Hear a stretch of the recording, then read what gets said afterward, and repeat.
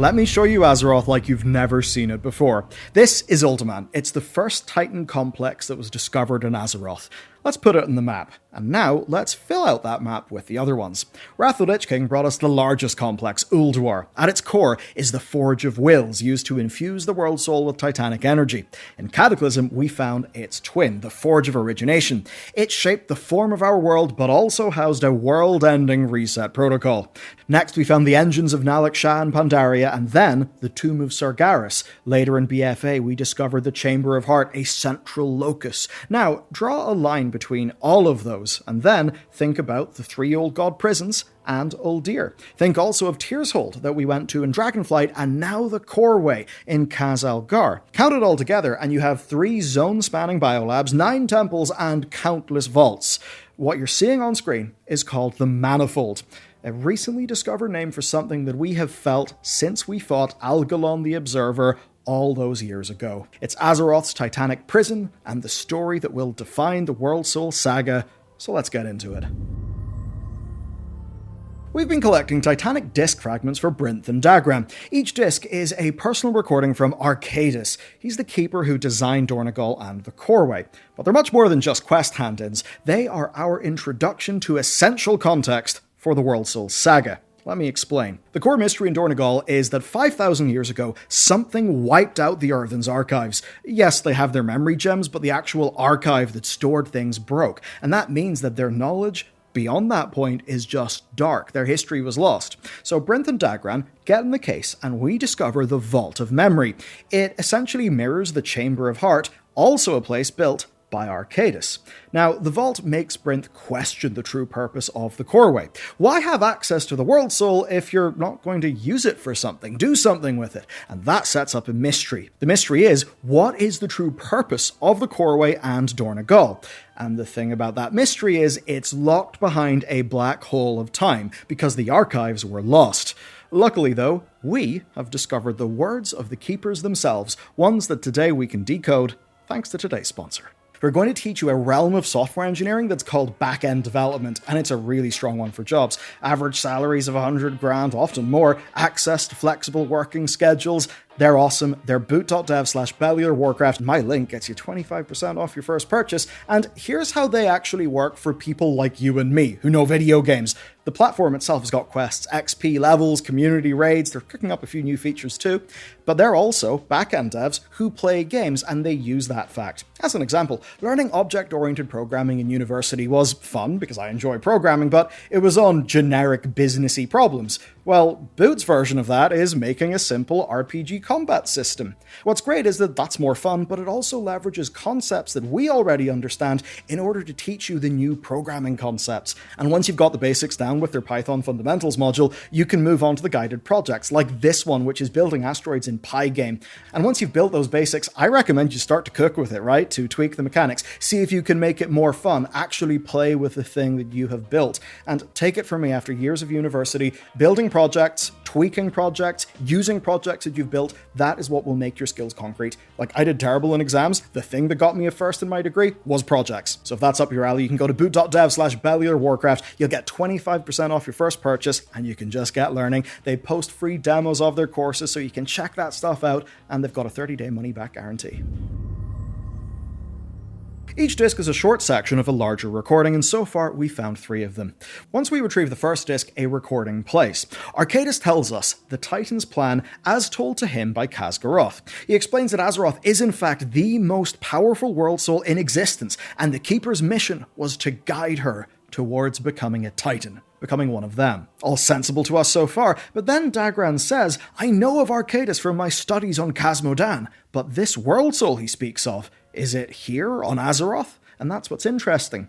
Dagran does not know that the Worldsoul is Azeroth. We, of course, do. We know from Blizzard's marketing, but so many people do not know experientially any of this lore because they've either came to the game recently or just skipped the quest text in days past, which is totally understandable. And so it seems then that with the character of Dagran, who is like young, who doesn't know things, but does have a lot of academic interest, they basically want players to rediscover this lore through his journey, which I think makes quite a lot of sense to solve their storytelling problem. And the basic idea with these world souls are that they're strewn within planets across all of space. We don't exactly know where a world soul comes from. We don't even know how the first Titan came into being, but what we do seem to know now is that a world soul is not something that has to turn into a Titan. What we do have is a chicken and egg problem. The very first Titan, Aman'Thul, has to have came from somewhere, and when he did appear in the scene, he basically went around finding other world souls and waking them up as Titans like himself. This is something that is shrouded in mystery that I think we will absolutely learn more about in 2 expansions' time. For a more tangible example of this, we can take a look at Argus, who was the final boss of the Legion expansion and himself was a world soul. He was absolutely one who was initially found by the Titans. He was going to be a member of the Titan Pantheon, but then the Legion got there. And when they got there, they pumped him full of fel and death magic. And that caused Argus to turn into something different. And so I suppose in a way these world souls are like the clay that can be made into a god. We just don't exactly know the details, but we do know that it has a massive impact. But thankfully the next disc shines a lot of light in this problem.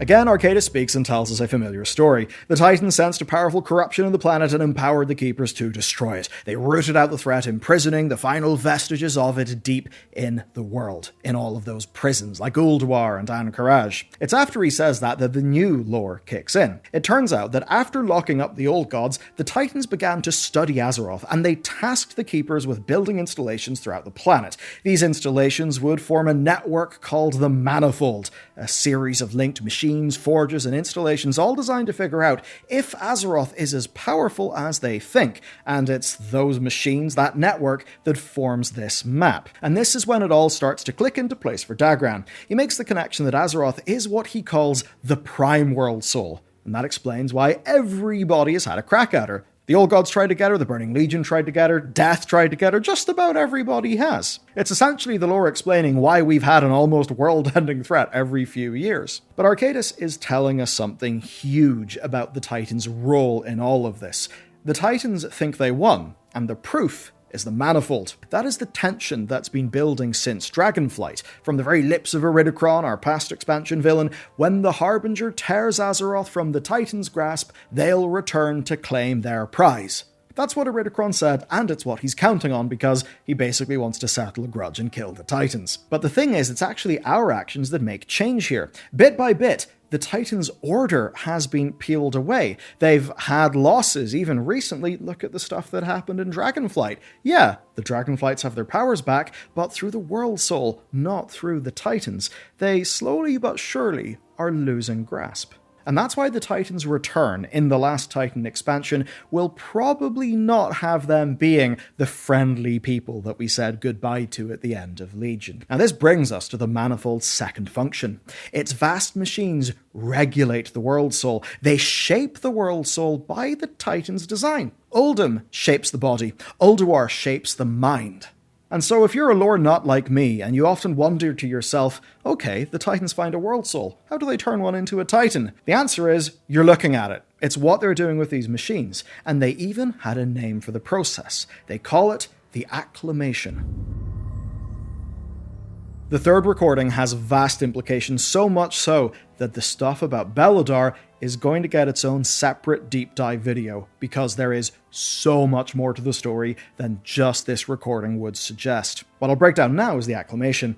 Arcadis explains that each installation in the Manifold produced legions of Titan-forged workers, and that together they fired the great forges to heal the world.